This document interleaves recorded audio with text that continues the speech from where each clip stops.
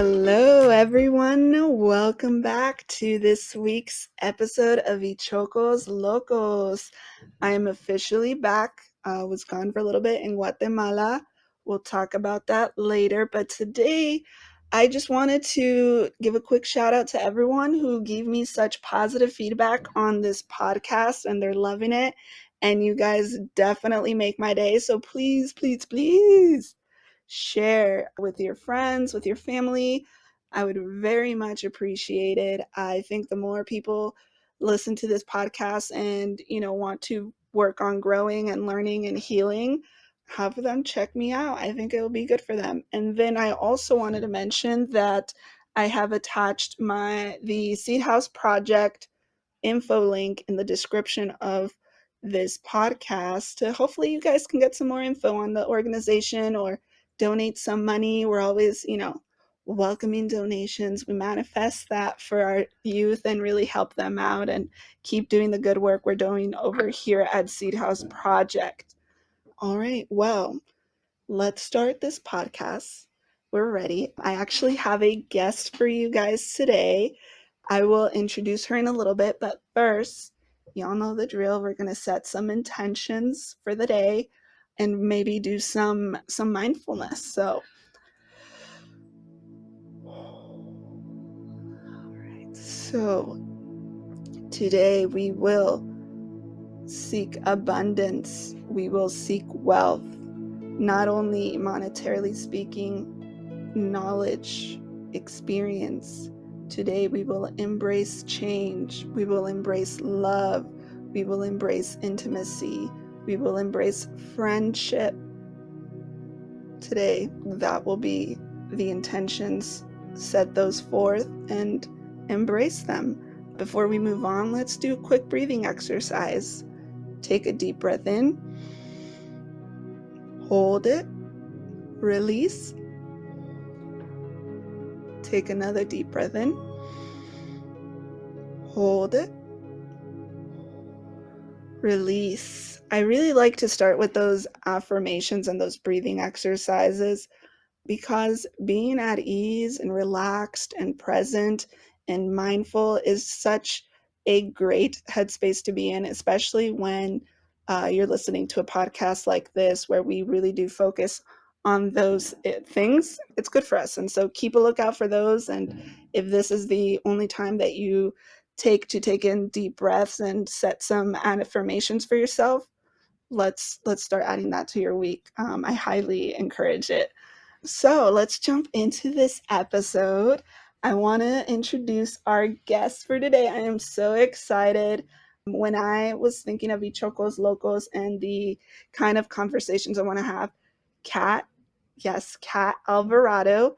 She is a teacher for early childhood, and her passion and her view and her philosophy on child development and education is just so inspiring, and it's also very refreshing, and I totally love it, and I just want to share that headspace with you guys and those views. And so, Kat, please introduce yourself to folks at home and the listeners, and I'm sure they're going to be very excited to hear you out. Hello, I'm Kat. Let me tell you a little bit about myself. So I grew up in Orange County, and I never thought that I'd be a preschool teacher, but this is where I ended up. I worked with children all while growing up. So when I had to stop being a kid, I started working with children through Sunday school, actually. So I grew up in a Christian school, and then I went to high school at an art school. And in high school, I actually taught dance to special needs high schoolers. And I would do Sunday school on the weekends. So I spent a lot of time in church. But after high school, I kind of drifted away, and I moved to Santa Monica to go to SMC. And I still didn't think I was going to be a teacher. I wanted to be a veterinarian. I wanted to be a baker. I graduated high school wanting to be an electrical engineer. And then I took chemistry in college, and I was like, never mind, this isn't for me. But I took a ECE class, early childhood class. And I was like, oh, maybe this is for me, because I've done this for so long and it just felt really natural. And I was like, okay, maybe I'll try this. And I wanted to be a first grade teacher, so I wasn't still quite a preschool teacher mindset yet, but with more ECE classes, that's what I became. And I actually started teaching karate to 3, 4, and 5 year olds. And then I was just like, oh yeah, this is the best place to be with these kids because they're so much fun. And yeah, the world is kind of magic to them, but we can get into that with some more questions. Yeah, no, I love it. So what are some current projects you're working on right now, Kat? I'd say my biggest project right now is grad school. So I graduated from CSUN with my bachelor's in child development and then waited quite a few years before I went back. I thought about getting my master's and I applied to the program and I got in, but then I put it on hold. I had a new job at a little patch of earth and I just wasn't quite ready to go to grad school then. And so 5 years later, here I am. I reapplied to grad school, and that's kind of my biggest project right now is, yeah, early childhood. Yay, I love that. Just a quick more context. I met Kat when I was doing preschool teaching at Little Patch of Earth, what I think 2, 3 years ago, and I first started my journey in working with children and youth. And let me tell you something about Kat. That woman is the embodiment of teaching and nurturing children and being gentle with them. And to me, you're clearly one of the most important people at that school. And I think that you should really embrace that and, Thank you. and really use that as your superpower, to really help these kids and re-inspire yourself to keep doing that good work, because I do agree that child development and you working with children is your superpower, and it's just very beautiful to see. Thank you. For sure. I wanted to ask you a little bit, what drives your passion for early childhood education? What is it about this period in a young child's life that is just so precious to you? Well, I feel like super, super passionate, as you know, about early childhood and just young kids in general. And I remember trying to explain it to my dad one day because he was like, preschool teacher, like there's no money in that. What are you doing? Like, what do you even do in preschool, really? And I don't know completely where it came from, but maybe how I experienced childhood. I was really quiet. And so I just feel like children need someone that's going to speak for them and give them all the things that they need and that they deserve because they're just little humans that need the best of everything too. So they shouldn't be told to be quiet. They have thoughts, they have feelings, and so I feel like I told my dad that day, like, I need to speak for the children. And I don't think he quite got it then either. And it took my mom a while to understand too, like, what do you mean you want to be a preschool teacher? Nobody really understands at first, but you're teaching children how to be people. And you have such an impact on them, and they need to be heard and they need to be seen. That's what they want. I feel like the most concise sentence that really encapsulates early childhood education is you're teaching children how to be people. And that to me is exactly, what draws me towards that stage in development, because it's such a critical point in child development and, building and building and building. And there's no one better than you, Kat, to be able to help these kids, start building those blocks and become beautiful people when they're older. Thanks. Yeah, yeah. It's fun. So I kind of brushed up a little bit on it, but what is your perspective on why early childhood education should be, more recognized and funded, and why it's so important? And why should we even be having this conversation today? People are like, what the fuck be like? I don't want to learn about kids, but here's the thing. It's, as this podcast grows, I definitely am focused on ages and stages of, this podcast as well. And what's a better way than to start at the beginning with, when humans are tiny and have only been around 2, 3, 4 years, and and still see the world, like you said, as such a magical place. And as we progress throughout this podcast, I would hope that also the stages of development and human development are also being addressed, and we grow along with, the human experience. And so having this conversation today and now is like the best way to just launch that growth forward. Yeah. Well, I think, like you said, preschool and the early years, they're the building blocks, really. Like, they're the foundation that people need to carry through.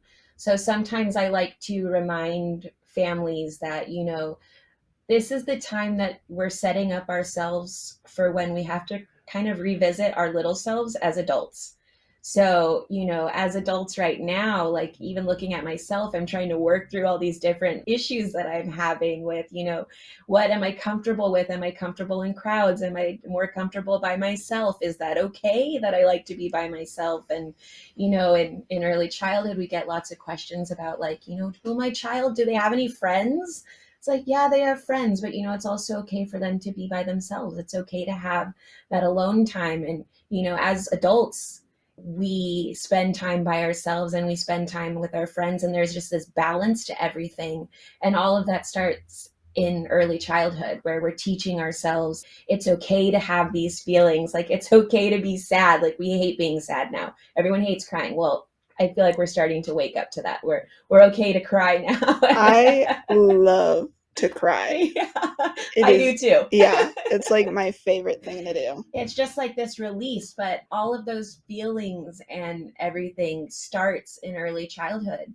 It's okay to be mad. It's okay to tell that friend you don't want to play with them right now, or that you need space. Like, it's okay to take 5 minutes to cool down before you go back and say sorry for hitting you. We're not going to hit each other as adults. We're probably going to be more mean words, but Yes. it's okay to take time to apologize. It's okay to not apologize right then. It takes time to think, and those are all things that we focus on in early childhood, of like accepting those feelings. It's a lot of feelings. It's a lot of feelings in early childhood. For real. It's not all about academics and singing the alphabet, making Play-Doh, but it's accepting even those sensory experiences too, and finding out that being outside is this like amazing feeling that you have. It's just like there's this peace. Something else that I feel is really important is just allowing children time and space to figure it out and be themselves. And that's, I feel like, another really important thing to look at as adults, is finding who you are. And that starts in childhood. It's okay to like potato chips, and maybe you're going to grow up and be a chef. Yeah, you never know. I love that you brought up how this, field really allows for you to reflect on who you are becoming, things like that. That to me was what childhood development did for me. When I was 25, I had no idea I was going to work with kids. I thought um I was just a loss. I was lost. I was a lost puppy. I had no direction. And I did have a very positive encounter with children when I was abroad in Guatemala, and teaching is just so natural. Learning is so natural. And I was always very passionate about education and learning. And so it was easily transferred to children. And the reason I say that the universe, just child development, really was a gift from the universe, was because it also brought a mirror to my face and who I was and what I am. And it really was a catalyst for my own healing of childhood trauma, because I had a whole new context, a framework, theories to look at my childhood through. And having those things accessible to me and having that knowledge really allowed me to refrain and process and heal from a lot of things from my childhood, and give me a new frame of reference to be able to work with kids and move on. And it really did became my thing, was like, I want to be the person that I didn't have when I was a kid. Yep. And that was, and I feel like you probably have very similar energy and philosophy on that, how you reflect on what things you needed as a child and they weren't met. And that seems to be like the driving force. For me, I was like, I never had anyone to validate my emotions. I didn't have anyone to, be a listening ear, or things like that. And it's like, or encourage me, and and push my creativity and see that I was someone who had these natural talents and, really help cultivate that. Like, I didn't have any of that. And so that was what I did. I was like, okay, I'm going to be myself. I want I want to be myself. And I also want to be supportive and emotionally help these kids and encourage them. If I see they have a superpower, let's run with it, because that's kind of one of the big foundations of curriculum. I remember in child development is it's always the child leads, and you go based on what their interests are and what they're trying to do and learn, which is always very fun. So I kind of want to transition in a little bit, unless you have a little bit more to say about just, your views on child development, just kind of, how pertinent it is. And let's see. Well, I just think that children live their life in such a way of being free and really experiencing everything. And, they have these high highs and these low lows, but they live off of just having fun. Like, that is their main goal. Like, I don't want to do anything else but have fun. And I think for me, like, as we're talking about reflecting, like, I had to take a moment and stop and be like, oh yeah, what did I really like to do as a kid? Because I think I need to be having more fun right now. And so that's like a perk of working with children, is that we're constantly like, okay, what's the next fun thing? Like, yeah. And like you just said, following their interests, which is always something fun, but that's also the best way that they're going to learn, because they're actually interested in it. And I'm not having to like, okay, come on, do this. Like, they just want to do it. And that's the best time to run with it, is when they want to do it. Yeah. And they're sponges at that age. And it's crazy. They'll soak it up. They'll soak up everything, which is also good and bad. The things we don't want them to soak up, that they're like, oh, what was that? Yeah. What'd you say?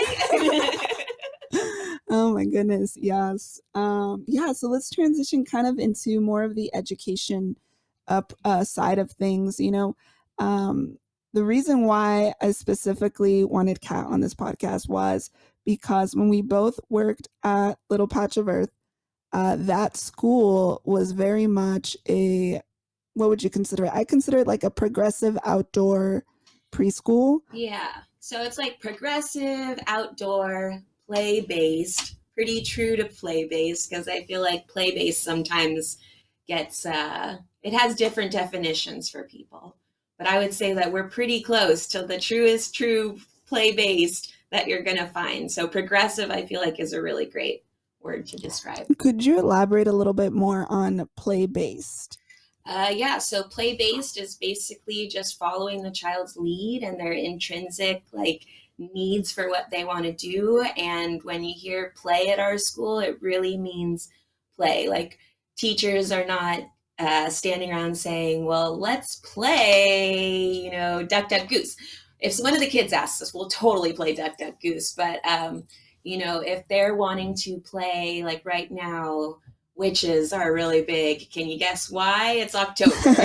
Yes. So Halloween's coming around, and the kids see all the Halloween decorations. They're decorating with their parents, their houses, and they're super into spooky stories. So we have lots of zombies and witches all over the school right now. And but that's their play. Those are their ideas, and they're having fun. And I mean, the collaboration that still happens between children, like as they're getting to play, and the things that they're learning. And we're mixed age groups. So, we have 2-year-olds all the way up to 5-year-olds. And the way that they learn from each other is just beautiful. Like, you don't get to see that everywhere. And a lot of preschools have age-based classrooms. And so everyone's kind of going through the same things at the same time. So the 3-year-old classroom, like if they're all struggling with like that power that they all need to have, you're like, whoa, this is a lot going on right now. But what I like about mixed age groups is that, they find their own groups. And what I love about that also is that the children naturally just make these little pods of people that have the same interests as them, which is great. Because, think of being like a shy, quiet child that doesn't like to sword fight. and you're stuck in a classroom with like only sword fighters.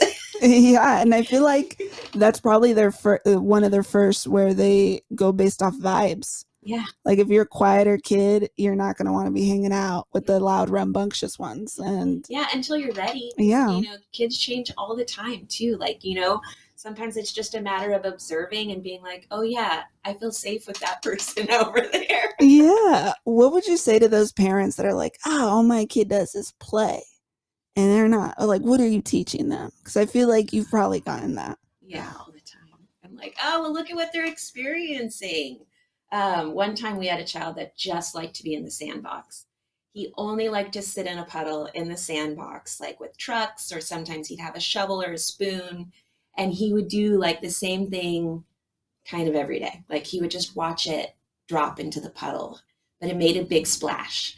Or sometimes it didn't make a big splash. So there's so much learning right there. You know, that's a lot of science learning, I would say. Yes. Science, math, you know, and, you know, also part of working at the Patch is there's this balance being a teacher where you don't want to always say what's going on. Children are naturally curious. They're already thinking these things. So sometimes as a teacher, you just take this approach where you observe for a little bit and you can listen to what they're saying. And sometimes they're saying exactly what you're thinking. Or sometimes if they're younger, you need to give them the words. So that's when you bring in like the cool science words. Oh, I love that. Let's talk a little bit more on the progressive approach, because I remember when the director at the time gave me a tour of the school, because I think I did my did I do my practicum there? You did. I did.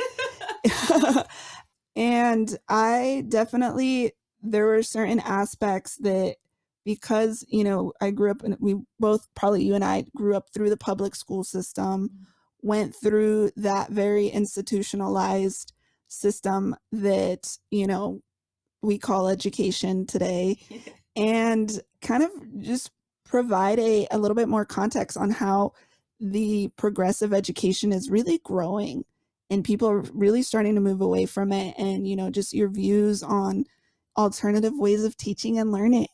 I think like with the public school system, and I'm actually learning about some of this right now in schools. Ooh, we love to hear it.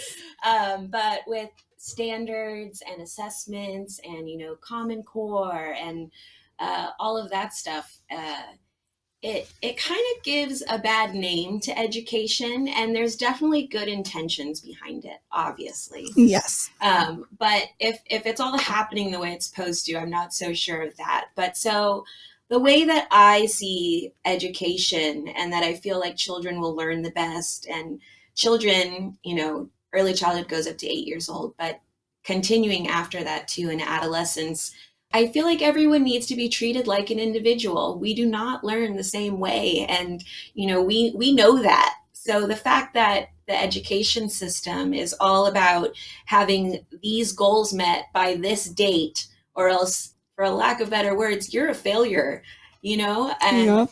it's extremely sad. And I feel like that's one thing that I can't be a grade school teacher. I can't teach elementary school because I would probably get kicked out. I think my creativity alone, I can't follow a book of how to teach. I want to run with my children. I want to hear what they're interested in, and I want to teach them those things. And if that means, you know, studying roly-polies for a week or maybe a day and, you know, doing all the fun things through roly-polies, then that's what we're going to do. But, you know, the standards are there for a reason, but children are naturally curious. They will learn, they will get there. And I think that's just the hard part to swallow. And, you know, even as a parent, it's scary. You know, my child isn't reading and they're in kindergarten. Well, you know, they're not really supposed to be reading in kindergarten yet. Those kids that do read in kindergarten, they're exceptions. Yes. You know, their brains were made and their brains were ready for that then. And not every 5-year-old's brain is ready to be reading. Are they interested in letters? Probably. And if they're not, they will get there. Yeah. It's just all about exposure. And like I said, like when they're interested in it, picking it up and running with it. And when they're tired, you just got to let it go. It will come back. Like, it's not just going to forever go away, and your child isn't going to be 12 years old and not reading, like, and there's special cases too. We have a big special needs community, and there are exceptions too. And that doesn't mean that they're not going to learn ever either. But, sometimes you have to get special services for them to help them. And there's nothing wrong with that. No. In fact, it's better. You're setting them up for success. Yes. I think right on the spot, there's been this formula of like, if we put a child through this formula, we should get this product at the end. And I feel like that's not the experience. Learning should be very much integrated into the human experience, and it should be a human first approach. And I like that you mentioned about how maybe a 5-year-old's not ready to read. And I remember talking about how maybe a 5-year-old's not ready to even sit in a classroom. Yeah. And they're still really wiggly. They're still very wiggly, and and a lot, or emotionally, they're not ready to be in that kind of environment. And I feel like a lot of parents don't really take that into consideration. They're like, well, my kid's 5, they got to be in kindergarten. Right. You have a lot of expectations for them. I'm like, too many expectations. And it's really driven by this like product focused society that we have, driven, always comes down to capitalism. And, your value is tied to your productivity. And it's like, why do we even have to hold value as humans? And if we do have that value, why can't it be based on what we are passionate about? And as a teacher, I know you do this, you help foster those passions and those interests. I think it's just also really hard for people to accept being different. But I mean, like, I feel like I've always been different my whole life. So I feel like it's not too hard for me. Like, I don't like to comb my hair. So yeah, that's not happening.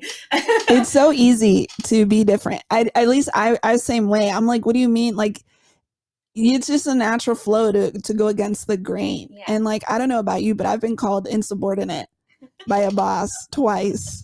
Well, I haven't been told that, but I would say that I feel like most of the time I'm always breaking rules, and I'm like, well, sorry. Yes, that's what I say. I love to learn the rules so then I can break them, and I like pushing the boundaries. Like, you give me a boundary, like, unless it's like, emotional, like we're respecting each other's, mental. Yeah. But if it's like school, whatever, I'm like, you want this? Okay, we're gonna go outside of that. Right. We're gonna try to do it a little different. Yes, we're gonna take the essence of what you're trying to do, but we're gonna make it better and cooler, and more exciting. I feel like just being different, there's more to talk about. Yes. We're more interesting when we're different. And we're already different. So let's quit trying to fit into that box of being the cookie cutter. Like, let's just accept it. Individuality is a gift, folks. Yes. It really is. And it's, one of the most beautiful things you can do is embrace your individuality. And genuinely, it is your superpower, because nobody is ever going to have the exact same experience that you do, because everybody's own perceptions is their own reality, and they're the main character in their own story. And once you stop looking at the person next to you and start looking in front of you, it's when the magic happens. And I feel like the more we can embrace that energy of trying to fit in and fit the mold, and, do what feels good to you, as long as your basic needs are being met, and you're not harming anyone or harming yourself. And I think it's just also like a good example that's empowering for other people. Like, oh, wow, look at me. Like, look what they're doing. And then it's like, oh, what about me? I want to do something too. I don't want to just be average. You are not average at all. Sometimes I like to be invisible, but I think it's, I love being, I'm very much an introvert. Yeah. Like, I love people and I love socializing with people, but I need to be alone, because, sure. And that's something I had to learn, because the people pleaser in me was like, oh, I can't step away. I think you were talking about that earlier. Get run down. Yeah. I was like, I feel guilty leaving the group, or, I feel like that's rude. But now I just like slip away, and I'm like, I'm gonna go chill on my own time and then come back. And if they're upset about it, that's a them problem, not a me problem. And so I feel like that's very much the spirit of a progressive approach to education, embracing the different learning styles. I know I'm more of a visual learner and a tactile learner. Like I have to do it myself first. Do you know what your learning style is, or which one do you prefer? I'm pretty visual myself, Mm-hmm. and it's a kinesthetic learner too. I feel like we're very similar. Like, Yeah. I need, not that I always need to be touching something, but I'm a note taker. Mm-hmm. I may never look at those notes again, but I feel like, I don't know, I think I have a little bit of a photographic memory sometimes too, or like I have to write it down or else I will not remember it. Yes. The process of just writing things down already just builds those connections in the brain. Yeah. I remember from my cognitive development class, that's what they talked about, was like, especially for neurodivergent folks, it's like the act of literally just writing it down is already going to do way more than you just reading and trying to memorize. Yeah, and see, like that goes back to kind of like elementary education. Everyone's being taught to do something the same way. Mm-hmm. And that's just already a bad start. Mm-hmm. If I need to count on my fingers, I need to count on my fingers. Yeah. So I feel like that's just like the start of it all. You know, you have to learn this way. And it, you know, it shuts kids down. They're like, what am I doing that's wrong? Why am I not understanding this? And actually, I'm going to throw this in there. One of my biggest things with teaching is that I want to create lifelong learners, you know? Mm-hmm. And when you make a child feel bad about how they're learning, they just shut down. And guess what? They don't want to learn anything anymore, because what else am I going to fail at next? Yes. And that's just sad. That's where we're failing our own children, I feel like. It really is. And I know you said early childhood ends at the age of 8, but it really does transition really seamlessly into the older age, because I worked with school-age children at the Boys and Girls Club and ran the Learning Center there. And that is one of the most industrious periods for a child, is from like 8 to 11. Yeah. They want to make everything. Like they would make me purses out of paper. They would make me shoes out of cardboard. They would make mirrors out of foil. They would make full lipsticks out of, non-toxic paint. And it was just always making something. And being able to foster that and be able to embrace that and be like, we are, we have these kids who at this stage of development really just like to make things and build things. That's a great learning opportunity. Like project-based learning, I love, because it's like they're building something, they're doing small steps, they're seeing that the little things add up to a big thing. They're seeing that what it means to collaborate with people. They're seeing how to communicate with people, and they're watching their own growth, because they're like, wow, look at my flowers look so much better now. Yeah. And like my houses look so much better now. And they can recognize it at that age too. So like it's so important for them to reflect and be like, wow, I did that. And that happens in early childhood too, you know, like when you watch a little kid jump, like, and they're like, oh my God, both of my feet just got off the floor. Like they don't say it out loud, but that's what they're thinking. Yeah. Even if it's 2 inches, and then, next thing you know, they're jumping off chairs.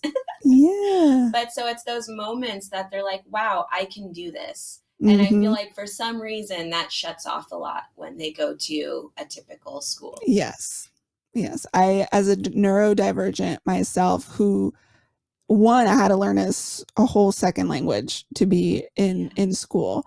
So it was a completely different foreign institution to what I was already supposed to be part of. But I know my learning style was very, I needed to collaborate with people. That was very much part of my learning style. And also teaching, my peers of like, oh, I know how to do that. Let me show you. And I remember always wanting to like show like other kids, oh, like I tried it like this and that seemed to work, and do a lot of problem solving. And I always just remember the teachers calling me out as a distraction. They're like, oh, you're distracting your peers. And I'm like, but I'm over here talking about what you're like, what we're talking, like, I'm not talking doing other stuff that's completely irrelevant to the class. Like I'm helping the situation. Like I'm over here providing applications to what you're teaching, and you're calling me a distraction. which sucked. But Yeah. I feel like a lot of early childhood is those social skills also, mhm. which are so important. Yes. Teaching people how to be together. Yes. I feel like that kind of goes in nicely into the next topic I kind of had in here, which was developing emotional intelligence and helping children build relationships and what that looks like. And I really wanted to bring this up because I know that emotional intelligence is such a critical aspect to raising children and helping them grow. And oftentimes I feel like it's neglected, or it's one of the first things that is a victim to abuse. Mhm. And it's so fragile and so tender that I feel that as child specialists and teachers, some really do a good job of helping create those boundaries and those things, that those tools that the children need once they do go out in the world and they do come in contact with not so nice people or experiences. Yeah, I think it's so hard. That's probably like one of the hardest things to deal with, like day to day. And as parents or as teachers, you see like children that are sad and like you just kind of want to save them. Like I have a friend, she's like, my son is so sad, he's in school and like his friend doesn't want to play with him, and he's just having a really hard time dealing with that right now. And I'm like, well, it's okay that he's sad. You don't want him to feel like something's wrong with him for having these feelings. It's sad not to have friends. But if I see that happening, like, oh, she didn't want to play with me and now I have nothing, and they're just melting. Yeah. It's a little 4-year-old just like a puddle, and you're like, oh, it's okay. Like, what else should we do? Like, what do you want to do? You have to remind them that, they're a person. They can make these decisions too. And so just kind of walking them through to like, let them feel that. And, a lot of times it's just letting them know that you've had those feelings too. And like, you're okay still now at this moment, and sometimes they, you tell them like, well, let's go on a walk, just to like sit with those feelings a little bit. Let's just go for a walk. We could talk while we're walking. And they, for some reason, they're like, is this like a timeout? I don't want to go over there. And you're like, no, it's okay to take a break sometimes from like this space. Maybe we just need to reset. And so sometimes I'll be like, sometimes when I get really mad at Maria because she didn't go get me a drink from the kitchen, like sometimes I just have to go for a walk and get my own drink. And they just kind of look at me like I'm crazy, like, what? Like, I don't get it yet. Yeah. A lot of narrative work. Yeah. So kind of just talking out loud to them and, letting them know that it's probably going to happen again too, that they're not going to want to play with you. But, what are we going to do for ourselves? And, maybe someone else wants to play that game with us instead. And just, just walking them through it. Did I answer that question? Yeah, you answered that beautifully. And I always love that you guys really give a lot of options. Oh, yeah. It's never just like this or that, or this is the only way. Yeah. I think the fact that you provide so many alternatives, it really just starts building on that idea as when you grow older that really anything could happen. Like taking it day by day, things change all the time. And possibilities are infinite, and providing so much choice to children at such a young age is so important. It kind of goes back to them being like individuals, right? Mm-hmm. So I feel like that's another thing that's so important, is just knowing each child is different and they need different things. So while this kid might need a hug, that kid needs to go for a walk. Yes. Or the other kid, the last thing he needs is a hug. Yeah. Like he does not want to be touched right now. He wants to run away, actually. So I think that's just important to recognize that everyone needs something a little different. Mm-hmm. Beautiful. So another aspect, I think we started brushing up a little bit on it, was fostering a sense of agency and how important that is for children. And it just kind of how that really develops into your older years. And then we can go a little bit into the risk taking and developing that, because that was one of my favorite things about the patch and the encouragement of risk taking, because I before I was not a risk taker. I love to play it safe. I like to stay in my little box. And yes, I was very like defiant in so many other ways, but sometimes in the things that mattered more or held more weight, I was like very, no. And, I remember telling the director at the time, being like, I love that right now I have to learn how to encourage risk taking with these kids, because that's something that I'm currently learning right now too. Yeah. And I essentially learned that with them as I was, I don't know if I ever was the best, but I did, it definitely pushed me out of my comfort zone a lot. Yeah. Well, what is the best? Let's start with that. No. Yes. But let's start with agency first. I know they're kind of two different topics, but they're both just as exciting, and they're one of my particularly favorite aspects of child development. Okay, so agency, as in like figuring out who they are and being really comfortable in that. Yeah, and also giving them agency over like their bodies and consent and those things, because I feel like so many parents completely don't validate a child's agency and that they are another person. They're just shorter. I think we're all still learning in that aspect. Even as adults. Of giving children like that okay to be who they are. And I think a lot of us don't really recognize that children are little people, like I said earlier. Like, they're developing who they are and what they're okay with. And I think it's important that, teaching them it's okay to not want to say good morning. Accepting children kind of as they come and allowing them to have some ownership over themselves, I guess, is like the way to really look at it. And, if they don't want to give someone a hug, that's okay. Do they want to do a high five? Do they want to do a wink? But to really let them decide what's okay with them. And, we're not teaching them to be like rude. Like, we're not saying like, hey, go kick that guy. You don't want to give that person a hug, go kick them, but it's just allowing them to already be comfortable making decisions like that. Because I know sometimes, like, we're all expected to give hugs to our family members. We're always expected to like be this perky, like bushy-eyed person in the morning and to say hello or hi. And those are nice things. But I mean, that's like the other work, I guess, that we do in preschool is, teaching people to be kind to each other. But that doesn't always mean doing things that you don't want to do. That you don't feel comfortable with. And it's okay to have those feelings, and it's okay to kind of stand up for those things. Yes, I feel like that's great for any future people pleasers, for sure, and start like preventing that from happening. Yeah, you got to listen to yourself a little bit. Yeah, because that's essentially the essence of people pleasing. It is a trauma response.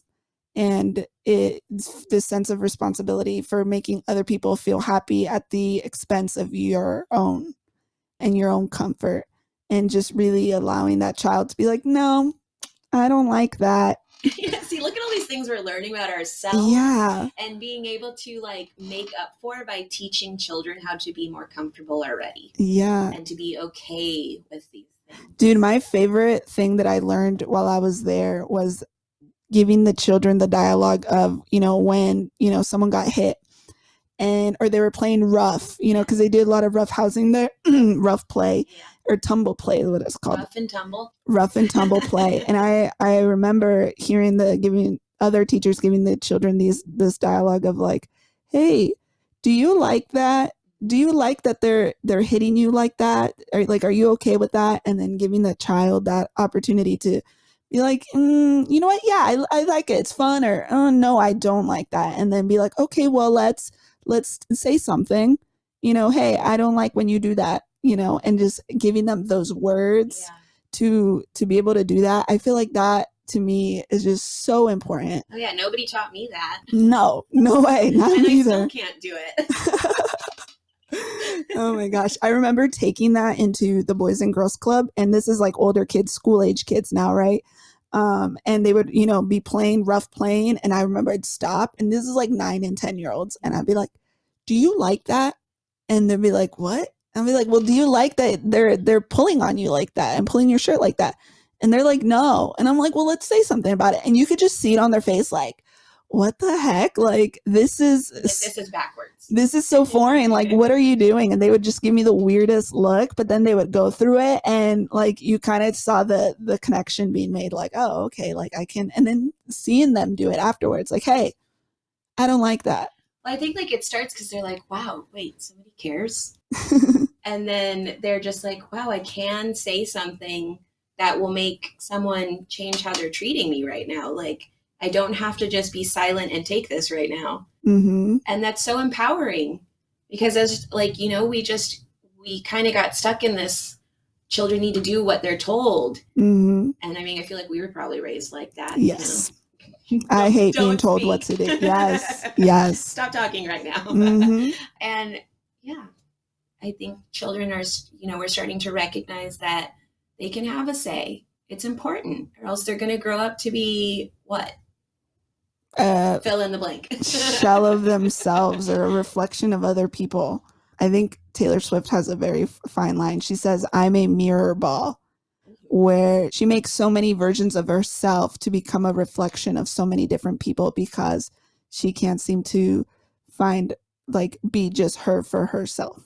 That sounds like a broken disco ball. Yes. Is that another one that other people use? But yeah, mirror ball. Yeah. Mirror ball made me think of disco ball, but I was like, it is a disco ball. Sound fun. It is a disco ball, though. Yeah. I know it just has different names to it, and she calls it a mirror ball. But I always think about that, because I was like, wow, we've all been mirror balls at some point, where we are just reflections of all the people around us, and just kind of letting other people mold us. Yeah. Into something that they find palatable. Yeah. Or I call myself a chameleon sometimes. Yes. I change to fit the environment. Mm-hmm. Oh, yeah. I do that all the time. Like, code switching, too, is so important. I'll talk about, code switching is a survival mechanism sometimes, but not relevant in this conversation. Not today. Let's move right along, because Kat and I, we were talking off the podcast, and we were just like, bro, we really love to talk. Let's hope this doesn't get too long. But there's so many, other topics that I still want to cover. And so I want to make sure that we get through them.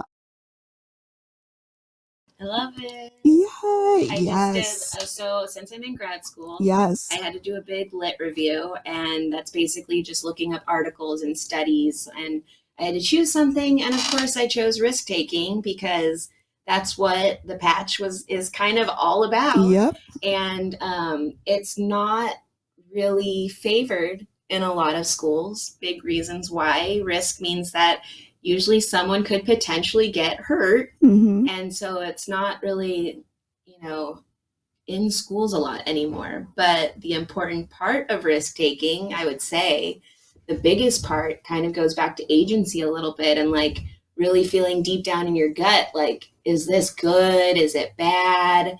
And something that I learned was that there's two different kinds of risk taking. There's like the dangerous, that's not a good idea, risk taking, but then there's kind of like this measured risk taking.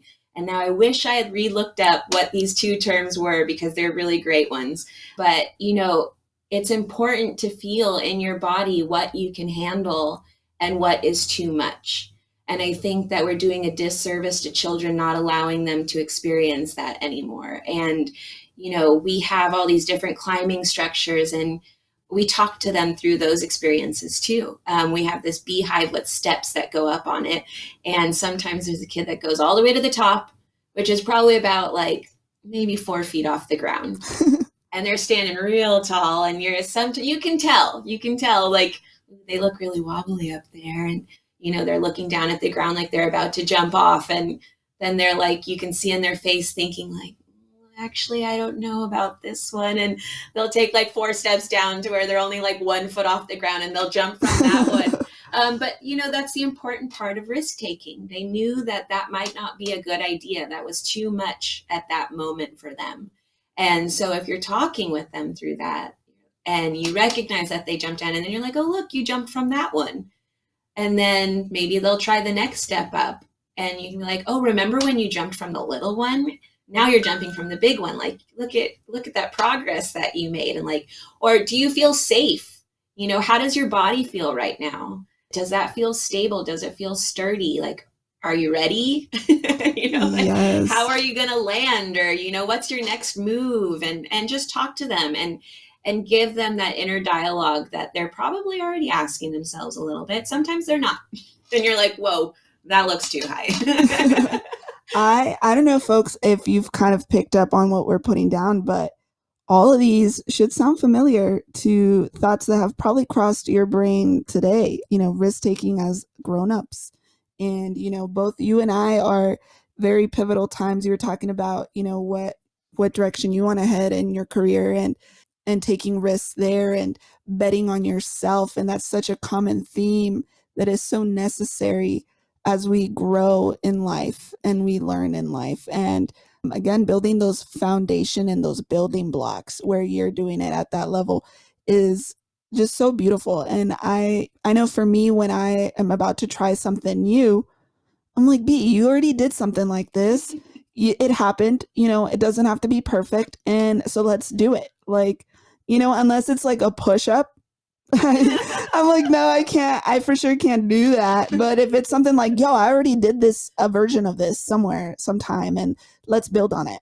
Let's expand on that. And assessing, like, is this going to be too much for me right now? Yeah. Is this enough? Is this a good space? And just constantly being in touch with your body. Yeah, listening to those gut instincts. Mm-hmm. You got to train yourself for that. If you never experience anything like that, I mean, imagine being an adult and being like, I think I can drive my car off this cliff. I think it's going to make it. Like, no, bad idea. Yeah. Mm-hmm. Mm-hmm. Totally agree. Moving on. I think this is my favorite. I always say everything's my favorite, but I get excited about everything. Y'all already know. Very childlike. I am very passionate. The ADHD brain. I just love everything. I want to do everything at the same time. And just that's genuinely why I fell in love with child development and working with youth, is because things such as, agency, risk-taking, developing emotional intelligence, education models, those are all things that I just find so fascinating. And to have one field incorporate all that and embrace all that, to me, I'm just like, oh my God, I'm in heaven. But I think this one for real, is my favorite. And, here at Seed House, we try and embody this, and that is creativity and really fostering a child's creative mind and pushing it and allowing their creativity to flow naturally and just really it be more process based, right? Instead of product based, because I feel like there's been a big shift where artists constantly feel the pressure of producing a product and kind of lose focus on why art and creation even exist in the first place. So, Kat, what are your favorite things about creativity, and how do you help foster that sense of expression, that form of expression for children? Well, I am a creative person myself. Mm-hmm. So if I wasn't allowed those freedoms in my own life, I feel like I would struggle. Like I said, I can't teach elementary school. Mm-hmm. But that's where I feel like it really gets fun in preschool. And especially, working at the school that I do, we try to, and this is just encouraging in all early childhood, actually, is asking open-ended questions. Mm-hmm. But one of my favorite questions to ask at work is like, what's your idea? What's your plan? And we let the children just come up and ask us for paints, and we'll say, like, what colors do you need? And who knows if they have a rock, if they found some big old tree branch that they're going to paint, or, a toilet paper tube, or we have a lot of what we call loose parts, which are just like random little doodads, and, we get recycled materials all the time. But, it's so important to just ask them, like, what's their idea? Because guess what? Kids have ideas, folks. Yes. And I think it's our job to support them through those ideas. So, they might not be able to do everything, but let me see. Do you need a piece of tape? How big do you want it? And help them create their vision. And we have a really cool construction studio at work, and it's not always like hammers and nails, but sometimes they create really cool things, like they'll cut sponges and make a little town out of sponge houses. And next thing you know, they're making people out of corks. And I think it's just so fun to be able to allow young children those experiences, because when they get to school, a lot of the time it's, hey, cut this orange piece of paper into a circle. Let's put, a green rectangle on top of it. And here's 2 black triangles to make a pumpkin. Yeah. What do they call those? There's a word that I remember a professor used. Oh, I can't think of it right now, but and there's skills to that too. There are fine motor skills that they're learning by cutting those shapes, and they're learning the shapes, which also we do learn shapes even though we're play based, but we're not sitting there with a circle saying, look at this circle. We do it in a more playful, fun way, I'd say, or let them recognize it and then talk about it with some other kids and see how many other circles we can find. But that's getting off the creativity track here. But so I think just allowing them to just be their curious little selves and be like, oh, I'm going to take this PVC pipe and I'm going to go stick it in the sandbox now, and I'm going to collect some leaves to put on top of it, and now I have a flag. Or, just allowing them to try out all their ideas. That's like true creativity, right? Yeah. I will always remember when I was there was in the loose parts section, I remember there was a kid who was working on creating a ramp and rolling the ball down, and he had boxes, and he would stack the what are those pipes called that were cut in half? Like gutter pipes? Gutter pipes, something like that. But those happen to be the loose parts that we had at the time. Yeah. And for a week, you just see him building and building, and like the teacher is just really encouraging and seeing that the ball go down, and it was really exciting to see. And Siobhan, she was a teacher there, and that woman, let me tell you, watching her facilitate a space of like creativity and having the children build something was phenomenal. And I will always remember her encouraging this kid who had an idea of building, I think he was trying to build a ramp, something, I don't vaguely remember, but seeing her break down like, well, what do you think you still need? Like, do you need anything else? Like, what, and the questions, the open-ended questions that she brought to the child, just really, you could see him working. Yeah. And while he thinks he's playing, the teacher is like, he's working. He's busy right now. Yeah. He's learning. Yeah. I learned a lot from Siobhan also. Yes. Yeah. I wonder, is she doing good? Yeah, she has 2 grandkids. Oh my God. I love that for her. Yes. Siobhan will always she's one of those people that just stick out for sure when it comes to teaching. Totally. She's got the balance down. Yes. She really does. And I think that comes with experience and age, honestly. Yes. Yeah, because we're still trying to figure our own shit out, honestly. I know for me, I'm a creative too. I'm an artist, and whether I'm singing, I'm dancing, I'm painting, I'm writing, always have to be making something with my hands. I always say that my hands are itching. My hands are itching to make something, and being able to be creative and express yourself, I think, was the biggest thing that pulled me into child development. Mm-hmm. And being able to share my work and inspire kids. I know, especially as I got into the Boys and Girls Club and worked with school-aged children, and being able to build my bulletin boards that were like so different than what they were used to, of like the traditional bulletin board that a teacher puts up. And it makes you feel good. It makes you feel good, like excited. I was like, yeah, I'm excited. I'm going to finish that board today, or I'm going to finish this, and I'm going to finish this program. And then incorporating the kids to just, we were always drawing, always painting, always making up choreography, singing, and just being able to encourage that. I remember my favorite when they would put on shows at the Patch on the stage. They also have this really cool stage with costumes for dramatic play, which is another, we can get into dramatic play is a whole nother thing, but I wish I would have put that on there. And then the puppet shows, they would host puppet shows, and they would do shadow shows. And the artist in me just fiend on that. I was like, yes, so important. Well, I think like another fun part of creativity, and especially when you're encouraging it, is that you're allowing them to be in charge and share their idea of what something should be like. And sometimes for me, like, I also like to recognize, like, oh my gosh, I never would have thought of that. Mm-hmm. What a great idea. Mm-hmm. And then the other kids kind of see it and they're like, you know, that's just kind of reaffirming that it's okay to be different. Like, look at this cool thing that they made. And, you know, I didn't think of that either. Like, so there's the amount of times you learn from children, you know, it's wild. I just, as a lifelong learner, both of us are lifelong learners. I used to say that I was a career student because it took me like 10 years to get my bachelor's, but I enjoyed the whole time, you know. Every time I was in school, I liked it. So I was like, I'm a career student. But being a lifelong learner, children truly are the best way to learn, especially as, you know, you grow up. You know, I did a lot of another reason why I'm very passionate about child development, and I wanted to bring you in too, is because a big part of healing your inner child is going back to the basics, going back to play, going back to those foundations. And a lot of people think that, like, well, all these building blocks need to happen between this period. And then if it doesn't, then good fucking luck.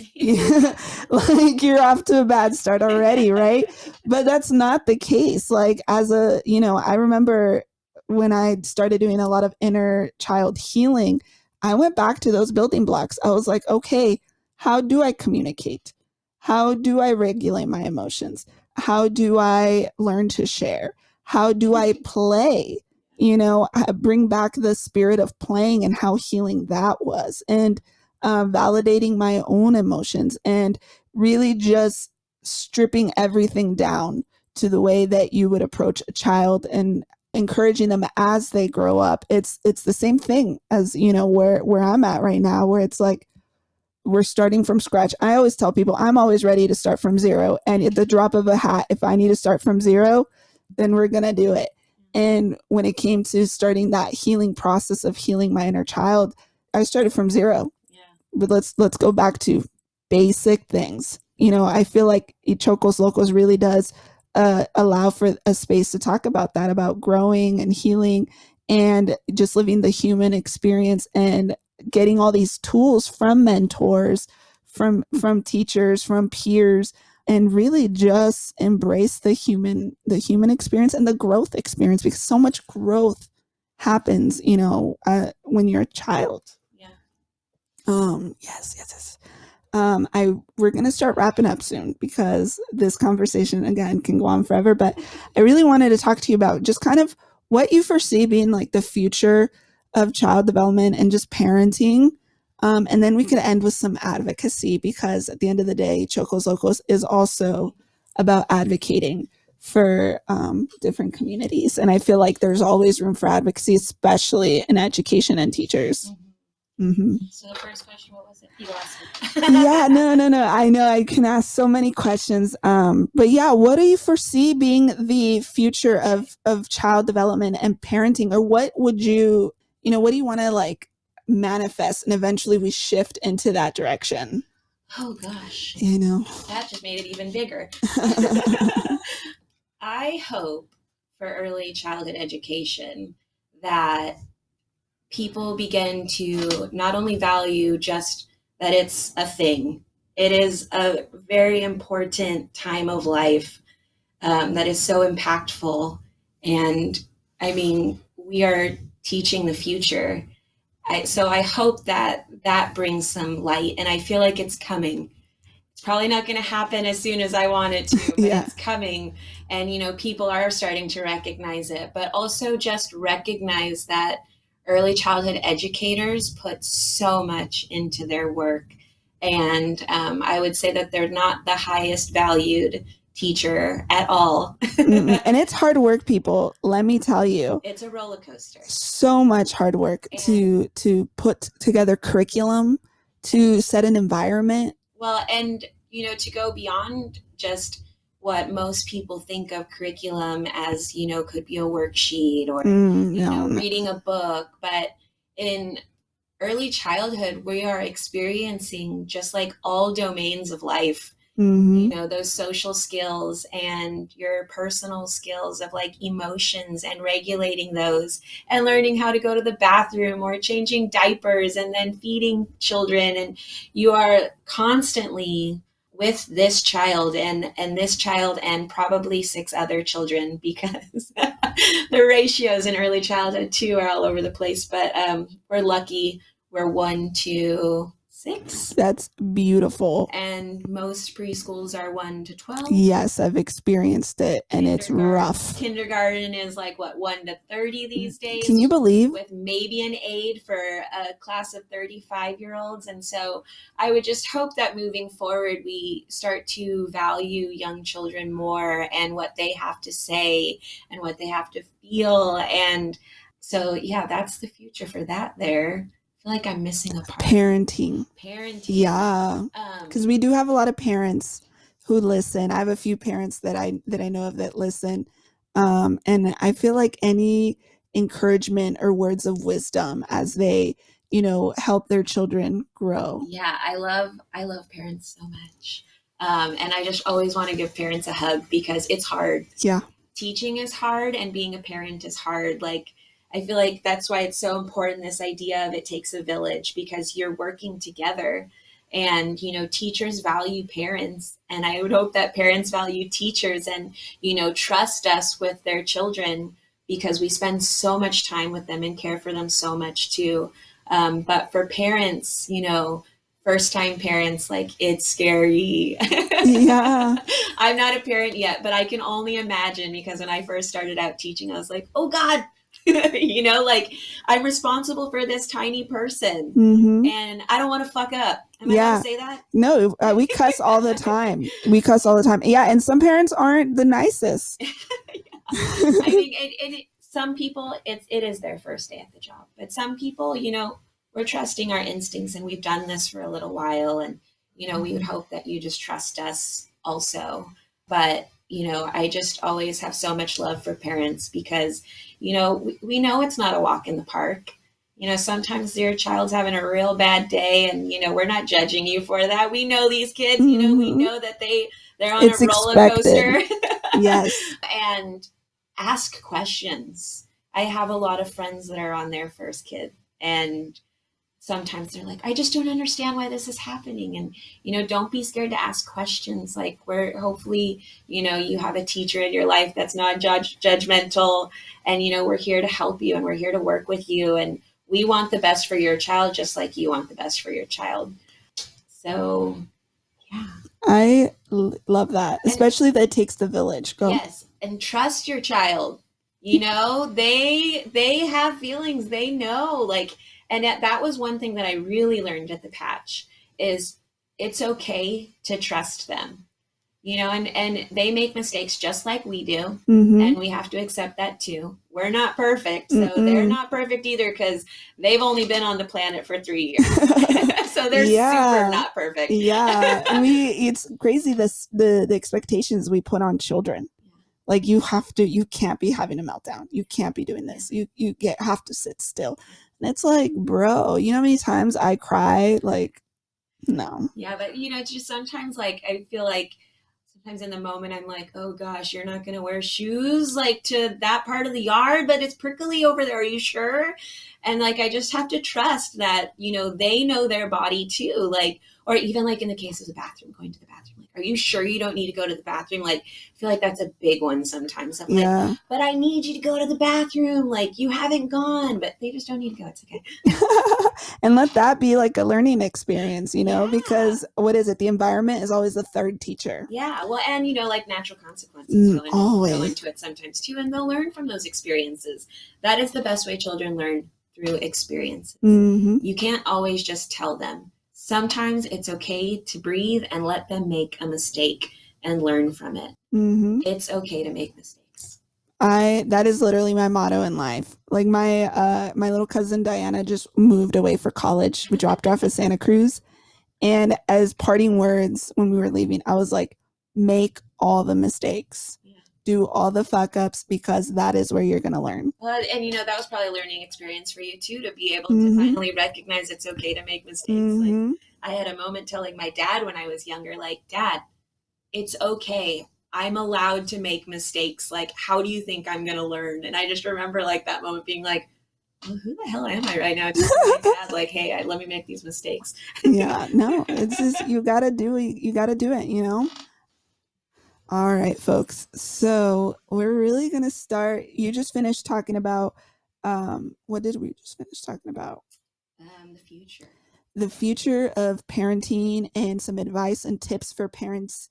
And I hope you parents, you know, really just kind of take some of these things into consideration and know that you as a parent are not perfect and that you're going to make mistakes, and that as you learn your mistakes, you know, use that as a teaching for your child. Hey, I used to think this.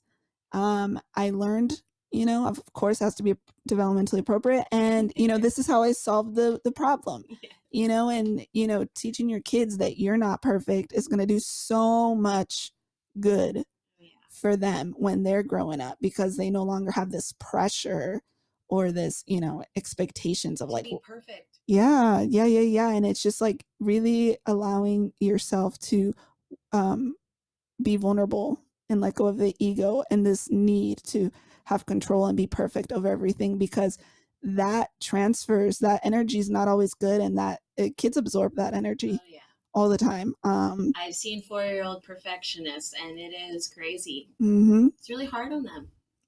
So much stress. Everyone's still learning. It's okay. We're all learning. Another phrase I really like is when a kid's like, man, that kid's weird, he just keeps screaming. Well, they're still learning how to adjust the volume on their voice. Yes, that's so funny. That's one of my favorite things, like that I'll talk about, is that when like the older kids are recognizing that the younger ones are still learning, and they're like, "Oh, he's still learning," and I'm like, "Yeah, remember that was you." And then sometimes they're like, "That was?" I'm like, "Yeah." Yeah, and you learn. And I even use that now working with the youth that I do now, because now I work with 18 to 24-year-olds. And I was like, wow, B, like you've literally worked with every stage of development. When I was at tutor time, I worked with like 6-month-olds to 12-year-olds. Oh my gosh. Yes, tutor time, really, they put me everywhere. They kept trying to put me in the twos room, and I was like, get me out of here, because I say they're the Ferraris of children. So high maintenance. So, and as a new teacher, I was like, oh, what? They're going through a lot. They really are. So much is going on. And then I started working with 12 to 17-year-olds at the Boys and Girls Club and learning so much about them. And now I'm with 18 to 24-year-olds. And again, it's bringing a big mirror to my face on where I was in my early 20s, because my early 20s, I was a fucking shit show. I really was. Who wasn't? And using that, and I take all those experiences, and that's what I use to teach these guys of like, yo, that you're stressing out about, been there, done that. Like, this is how I solved that, and this is how over time I healed that.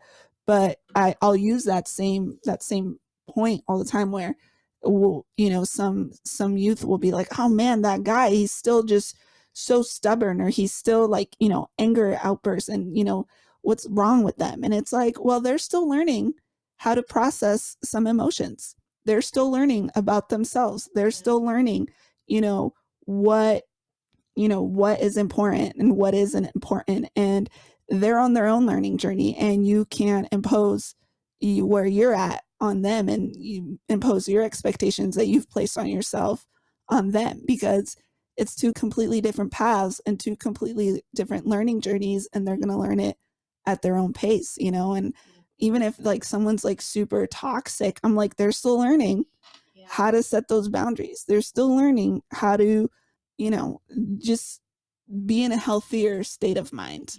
And again, going back to those building blocks always.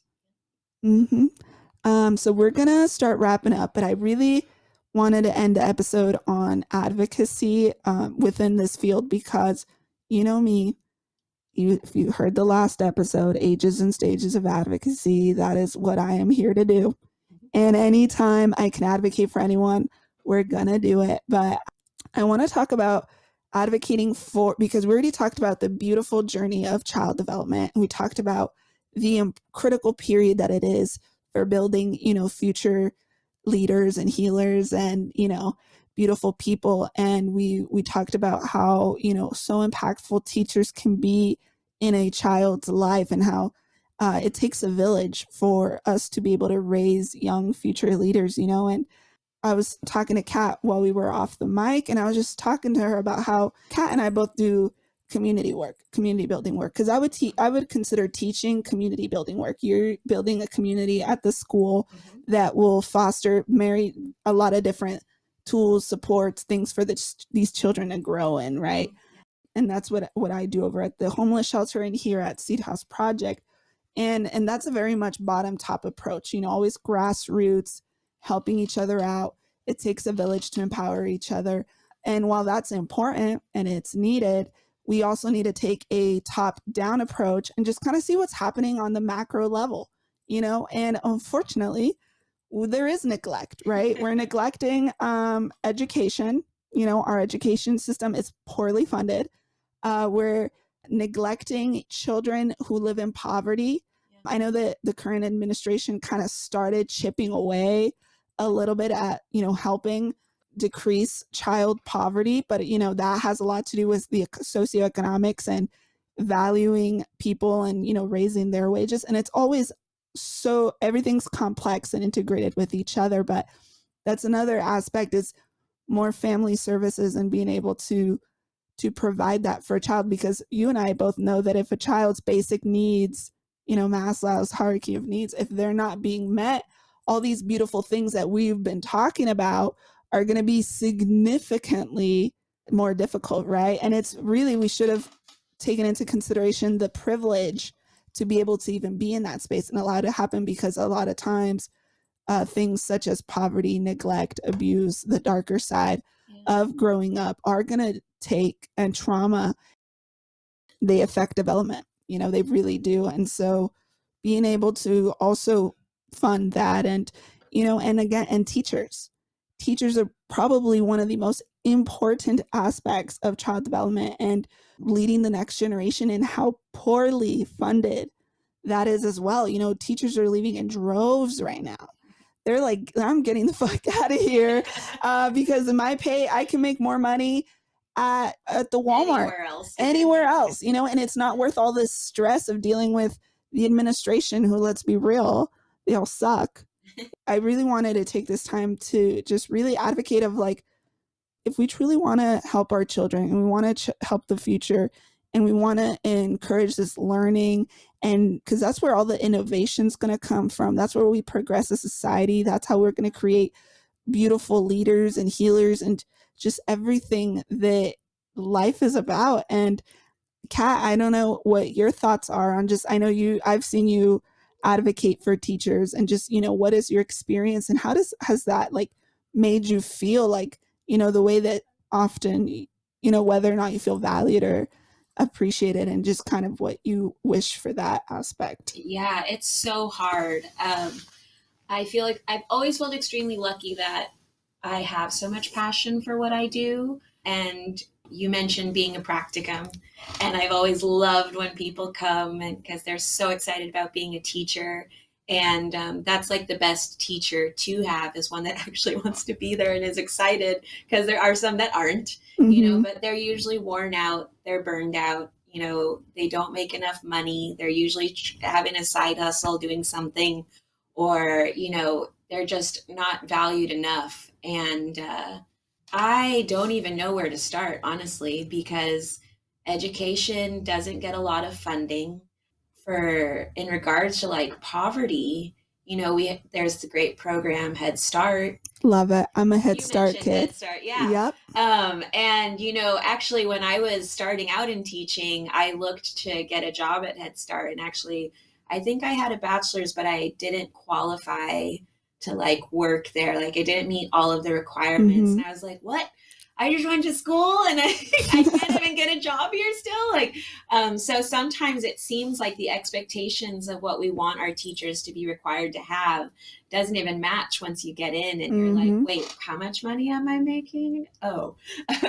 So, there's just this like super crazy imbalance in, we expect teachers to have all of this education, but we're going to pay you this much money. And, it's sad that I believe Biden just signed a bunch of money to have universal pre-K, which Okay. seems like it would be a great idea. And In theory. like I've mentioned, great intentions. But something that I kind of see on the other side of that is that, how much money is really going to teachers, how much is going to the institutions that are going to be creating these pre-K places. And then this is something that I'm kind of like super into right now. And that all kind of goes back to standards. And that to me, I wish that we could break that mold somehow and know that preschools can be anything from an outdoor